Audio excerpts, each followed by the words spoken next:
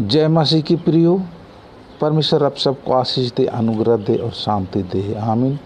आइए वचन के माध्यम से स्वागत करता हूँ। आज का वचन का विषय भी, क्या आप प्रभु यीशु मसीह के साथ चल रहे हैं, उसका दूसरा पार्ट बना रहे हैं। जी हाँ, हमने देखा कैसे कैसे परमेश्वर के प्रजा लोग, जो जैसे कि आदम से लेकर हमने देखा, हाबिल कैन से लेके हमने हनोक को देखा, है ना। वो लोग कैसे कैसे परमेश्वर के साथ चलता था, कोई चलता था कोई नहीं। ऐसा हाबिल परमेश्वर के साथ चल रहा था, लेकिन कैन उसके साथ नहीं चल रहा है। यहाँ तो ऐसे ही तो हनोक जो वो उसके साथ चलता था 300 वर्ष तक, और उसको उठा लिया गया, जीवित, है ना। तो अब हमने देखा कि नूह भी धर्मी व्यक्ति था, और वो भी परमेश्वर के साथ साथ चलता था। उन दिनों में उन समय में वो खारा व्यक्ति था, परमेश्वर का भय मानने वाला व्यक्ति था, परमेश्वर का आज्ञा मानने वाला व्यक्ति था। और जल प्रलय से उसने अपने परिवार को परिवार समेत 8 प्राणी बच गए जल प्रलय में। तो ऐसे हमने देखा। तो अब हम देख रहे थे कि अब्राहम के विषय में, अब्राहम को बुलाया कि तुम अपने परिवार को छोड़ के जहाँ मैं बताऊँगा वहाँ चल जाओ, बोला ना। परमेश्वर की आज्ञा पे चलना है ना। तो जैसे हमने पढ़ा था उत्पत्ति 12 का, यहोवा ने अब्राहम से कहा, अपने देश और अपने कुटुंबियों और अपने पिता के घर को छोड़कर उस देश में चला जा जो मैं तुझे दिखाऊंगा, और मैं तुझसे एक बड़ी जाति बनाऊंगा और तुझे आशीष दूंगा और तेरा नाम महान करूंगा, और तू आशीष का मूल होगा। जो तुझे आशीर्वाद दे उन्हें मैं आशीष दूंगा, और जो तुझे कोसे उसे मैं शाप दूंगा, और भूमंडल के सारे कुल तेरे कारण आशीष पाएंगे। जी हाँ, फिर यहोवा के इस वचन के अनुसार अब्राम चला और लूत भी उसके संग चला। देखिए यहाँ पर क्या बोल रहा है। जैसे परमेश्वर ने उसे कहा, यह परमेश्वर ने कहा, तुम अपने कुटुंबियों को, अपने पिता के घर को छोड़ के वहाँ से तुम निकल जा। मैं तुझसे एक बड़ी जाति तुमको एक देश दूंगा, तुम में से एक जाति बनाऊंगा, कहा ना। क्योंकि उसके परिवार में उसके पिताजी लोग हैं ना, जो पिताजी जो थे, और दूसरे वचन में लिखा है, वो लोग भी देवी देवता मूर्ति पूजा करते थे। जी हाँ, तुम उसको छोड़ के निकल जाओ, कहा। अपने परिवार को छोड़ के, मतलब उनका जो पिता के घर को छोड़ना, उसका कुटुंबी समाज को छोड़ के तुम मेरे पीछे हो ले, कहा। तो परमेश्वर के साथ चलने का यही है। उसने विश्वास किया और परमेश्वर के साथ ही उसने निकल गया। वहाँ से ही शुरू होता है परमेश्वर के लोगों का, शुरुआत होता है अब्राम से, है ना। अब्राम से लेके इसहाक से लेके याकूब। जी हाँ, आज हमें भी बुलाया गया है। परमेश्वर अपने पास बुला रहा है। जी हाँ, बुला रहा है, मतलब कलीसिया का अर्थ यही, चर्च का अर्थ यही है, संसार से अलग हो जाना। जी हाँ, संसार से अलग हो जाना, संसार से आपको बुला रहा है। परमेश्वर आओ, मेरे प्रजा बनो, मेरे कलीसिया बनो, मेरे चर्च बनो। प्रभु यीशु मसीह हमें कहता है, हमें बुला रहा है पवित्र आत्मा के द्वारा। प्रकाशित वाक्य में लिखा है, देख मैं तेरे दरवाजे पर खटखटाता हूँ, जो मेरे शब्द सुनकर मेरे दरवाजे खोलेगा, मैं उसके भीतर आऊँगा और उसके साथ भोजन करूँगा, बोल रहे हैं ना। जी हाँ, आज भी प्रभु यीशु मसीह खटखटाता है। यदि आप उसके शब्द सुने तो दिल को कठोर मत करिए, वचन कहता है। जी, तो उसके शब्द सुनते हैं, खटखटाता है, तो हमें प्रभु यीशु को ग्रहण करना चाहिए। जी हाँ, हम ग्रहण करेंगे तभी वो हमारे अंदर में आएगा, जिसे हम पवित्र आत्मा कहते हैं। प्रभु यीशु मसीह को ग्रहण करेंगे, विश्वास करेंगे, विश्वास के द्वारा अनुग्रह से हमारा उद्धार होता है, तो पवित्र आत्मा हमारे अंदर में वास करता है। वचन कहता है पहले कुरिन्थियों 3:16 में, क्या तुम नहीं जानते कि परमेश्वर का मंदिर तुम हो। और क्या कहता है, क्या तुम नहीं जानते कि परमेश्वर का मंदिर तुम हो और परमेश्वर का आत्मा तुम में वास करता है। 17 में लिखे, यदि कोई परमेश्वर के मंदिर को नष्ट करेगा तो परमेश्वर उसे नष्ट करेगा, क्योंकि परमेश्वर का मंदिर पवित्र है और वह तुम हो। तो हमारे अंदर पवित्र आत्मा रहना चाहता है। यदि हम प्रभु यीशु मसीह के साथ साथ चलते हैं तो हम भी एक प्रतिज्ञा देश हमें भी देगा। जैसे कि मूसा, अब्राम के बाद इसहाक याकूब के बाद जब मूसा के साथ चला, वो लोग को क्या बोला, मैं प्रतिज्ञा देश दूंगा, बोला, जिसे कनान, है ना, कनान देश को मैं दूंगा बोल के कहा। अब्राम को भी वादा किया था। अब्राहम को पूरा परिवार मतलब अपना कुटुंब परिवार पिता के घर को छोड़ना, उसने अपने पत्नी और अपने जो भतीजे लोत था उसका कोई नहीं था, इसके लिए क्या करा, उसको साथ में लेके चल दिए। उसने अपने परिवार अपने घराने को छोड़ दिया, किसके लिए, परमेश्वर के लिए। क्या आज लोग परमेश्वर प्रभु यीशु मसीह के साथ चलने के लिए तैयार है? क्या आप अपने परिवार तक को छोड़ने के लिए तैयार है? ऐसे नहीं कर है। आप विश्वास तो करिए, ये कहते हैं वचन कहते आपके विश्वास के द्वारा आपके परिवार का भी उद्धार होगा। वचन कहता है यदि तू विश्वास करे तो तू और तेरा घराना उद्धार पाएगा। जी आप विश्वास का कदम बढ़ाइए, एक बार प्रभु यीशु मसीह के साथ चलने की कदम बढ़ाइए, उसके बाद आपके परिवार आपके पीछे पीछे हो लेंगे। हालेलुया।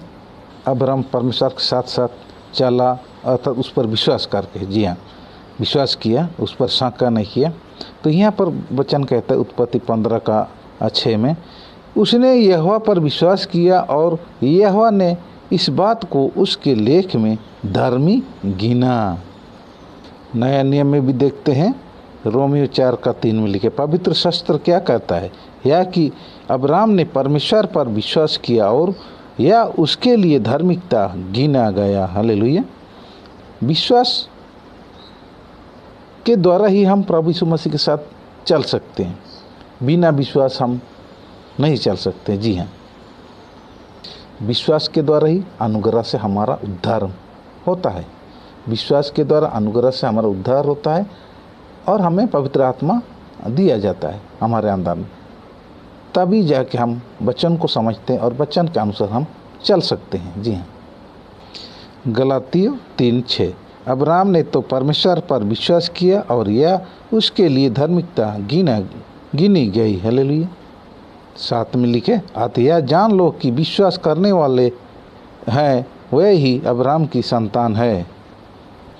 और पवित्र शास्त्र ने पहले ही से यह जानकर कि परमेश्वर ने अन्य जातियों को विश्वास से धर्मी ठहराया, पहले ही से अब्राहम को यह सुसमाचार सुना दिया कि तुझ में सब जातियां आशीष पाएंगी। इसलिए जो विश्वास करने वाले हैं वे विश्वासी अब्राहम के साथ आशीष पाते हैं। हालेलुया। जब आप पढ़ते हैं उत्पत्ति 17:1 से आप 17 तक पढ़ेंगे तो आपको बहुत सारे कुछ समझ में आएंगे, परंतु हम कुछ पढ़ देते हैं, 15 से पढ़ेंगे। फिर परमेश्वर ने अब्राहम से कहा, तेरी जो पत्नी सारे है उसकी तू अब सारे ना कहना, उसका नाम सारा होगा। मैं उसको आशीष दूंगा और तुझको उसके द्वारा एक पुत्र दूंगा और मैं उसको ऐसी आशीष दूंगा कि वह जाति जाति की मूल माता हो जाएगी और उसके वंश में राज्य राज्य के राजा उत्पन्न होंगे। तब अब्राहम मुंह के बल गिर पड़ा और हंसा और मन ही मन कहने लगा, क्या 100 बरस के पुरुष के भी संतान होगी और क्या सारा जो 90 बरस की है पुत्र जनेगी। और अब्राहम ने परमेश्वर से कहा, इस्माइल तेरी दृष्टि में बना रहे, यही बहुत है। तब परमेश्वर ने कहा, निश्चय तेरी पत्नी सारा के तुझसे एक पुत्र उत्पन्न होगा और तू उसका नाम इस्माइल रखना और उसके साथ ऐसी वाचा बांधूंगा जो उसके पश्चात उसके वंश के लिए युग युग की वाचा होगी। 21 पद में लिखा है, परंतु मैं अपनी वाचा इसहाक ही के साथ बांधूंगा जो सारा से अगले वर्ष के इसी नियुक्त समय में उत्पन्न होगी। इसहाक भी परमेश्वर के साथ चला। उसके बाद जब हम देखते हैं याकूब से ही इसराइल जाति निकला, इसराइल प्रजा निकला। आप याकूब के बारे में देख सकते हैं उत्पत्ति 28 अध्याय 10 से 17 तक और उत्पत्ति 35 अध्याय उसका 9 से 15। लेकिन हम कुछ को पढ़ देते हैं। उत्पत्ति 35 को पढ़ते हैं। यहाँ पर लिखा है, फिर याकूब ने पदरान से आने के पश्चात परमेश्वर ने दूसरी बार उसको दर्शन देकर आशीष दी और परमेश्वर ने उससे कहा, अब तक तेरा नाम याकूब रहा है, अब आगे को तेरा नाम याकूब न रहेगा, तू इसराइल कहलाएगा। इस प्रकार उसने उसका नाम इसराइल रखा। फिर परमेश्वर ने उसे कहा, मैं सर्वशक्तिमान ईश्वर हूँ, तू फले फूले और बढ़े और तुझसे एक जाति वरन जातियों की एक मंडली। देखिए यहाँ पर मंडली निकलेगा, मंडली जिसे कलीसिया बोलते हैं ना, कलीसिया चर्च, तो मंडली भी उत्पन्न होगी और तेरे वंश में राजा उत्पन्न होंगे, और जो देश में है अब्राहम और इसहाक को दिए, क्या करा, और जो देश मैंने अब्राहम और इसहाक को दिया है वही देश तुझे देता हूँ, और तेरे पीछे तेरे वंश को भी दूंगा।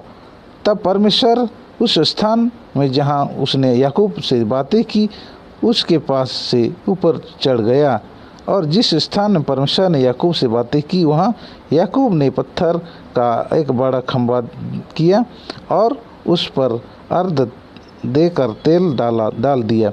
जहाँ परमेश्वर ने याकूब से बातें की उस स्थान का नाम उसने बेथेल रखा। हालेलुया। उत्पत्ति 28 का हम पढ़ेंगे यहाँ 14 से। याकूब को परमेश्वर कहता है, और तेरे वंश भूमि की धूल के किनकों के समान बहुत होगा, और पश्चिम पूरब उत्तर दक्षिण चारों ओर फैलता जाएगा, और तेरे वंश के द्वारा पृथ्वी के सारे कुल आशीष पाएंगे। और सुन, मैं तेरे संग रहूँगा, और जहाँ कहीं तू जाए वहाँ तेरी रक्षा करूँगा, और तुझे इस देश में लौटा ले आऊँगा। मैं अपने कहे हुए को जब तक पूरा ना कर लूँ तब तक तुझको ना छोड़ूंगा। हालेलुया। परमेश्वर अपने लोगों के साथ साथ चलता है यदि उसकी आज्ञाओं पर चलेंगे तब।